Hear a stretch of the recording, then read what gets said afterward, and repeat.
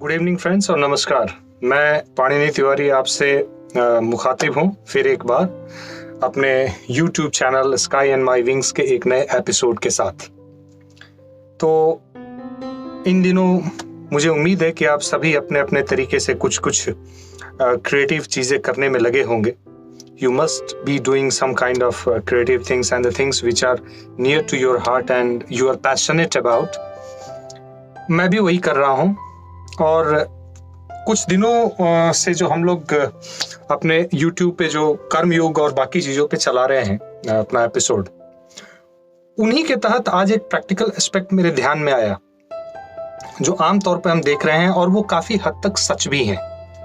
जैसे अभी हम सुन रहे हैं कि मार्केट में ये न्यूज़ है, एजेंसीज में ये न्यूज़ है that lot of jobs will be cut down, पे कट्स विल हैपन और बाकी सारी चीजें जो कामगारों के लिए हैं मुसीबत के तौर पे सामने आने वाली है।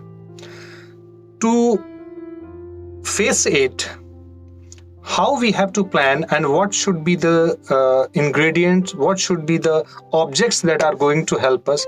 थोड़ी सी हम प्रैक्टिकल चर्चा करेंगे इस पे, ज्यादा नहीं, बस हल्का फुल्का, जो चीजें हम आम भाषा में समझ पाए, और कर्मयोग इसमें कैसे हेल्प करेगा।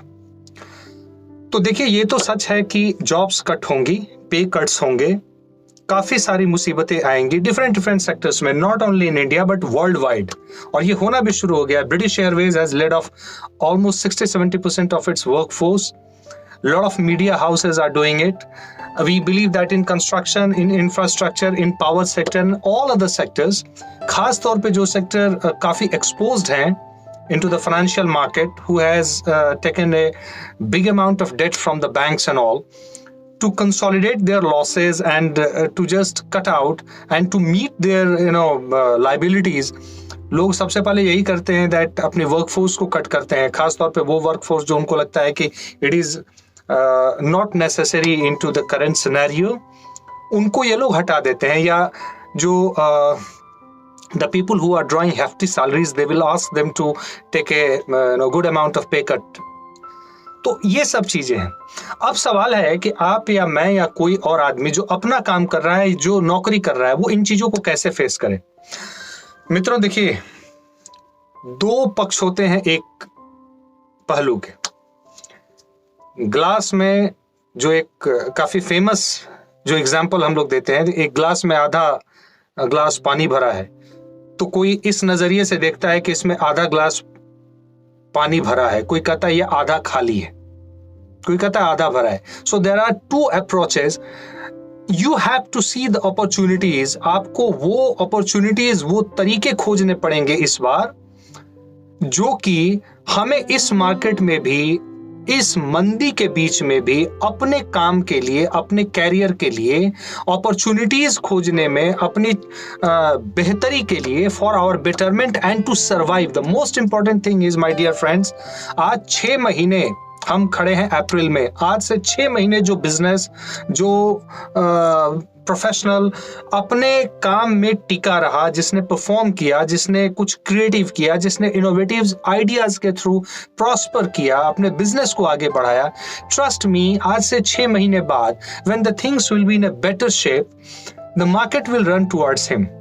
चाहे वो अच्छी नौकरी हो, चाहे वो अपने बिजनेस में अच्छे वैल्यूएशन के साथ इन्वेस्टर्स के पास जाना हुआ, या कोई भी चीज है, तो इस 6 महीने में उसकी एक structured performance by taking different and consolidative measures will make a huge impact on his future career, future endeavors।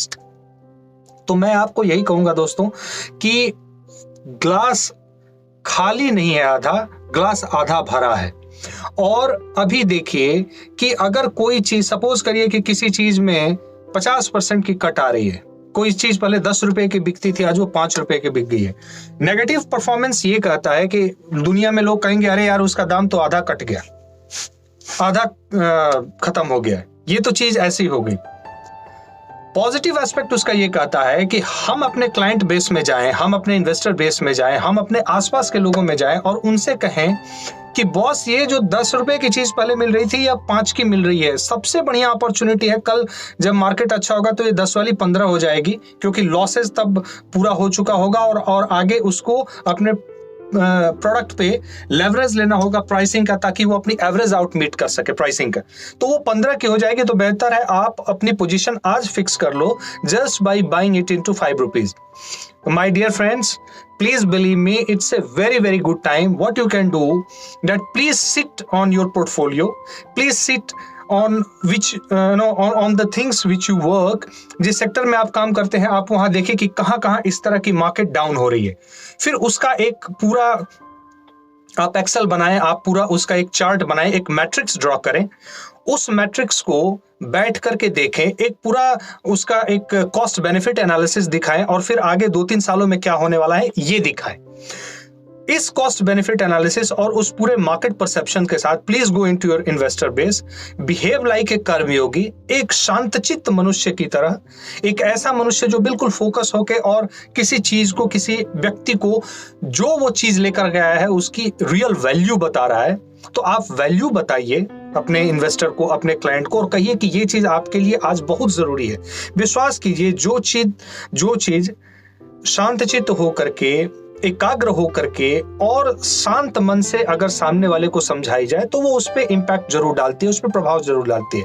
यही आपकी और मेरी सफलता की कुंजी है, मैं समझता हूं। और ये एक कर्मयोगी होने के नाते ही हम लोग कर सकते हैं। अगर हम में कर्मयोग के वो गुण हैं, वो आदर्श हैं, तो उसको पूरा उपयोग में लाइए और इसे करिए। मेरा पक्का मानना है कि आपको सफलता मिलेगी। नेक्स्ट एपिसोड में हम लोग फिर आपके साथ एक नए मुद्दे से मिलेंगे। तब तक आप इस चैनल को लाइक करें, सब्सक्राइब करें, इस बात को अपने जीवन में फॉलो करें। मुझे उम्मीद है मैं हूं या आप हो, सफलता जरूर मिलेगी। थैंक यू सो मच और नमस्कार, प्रणाम।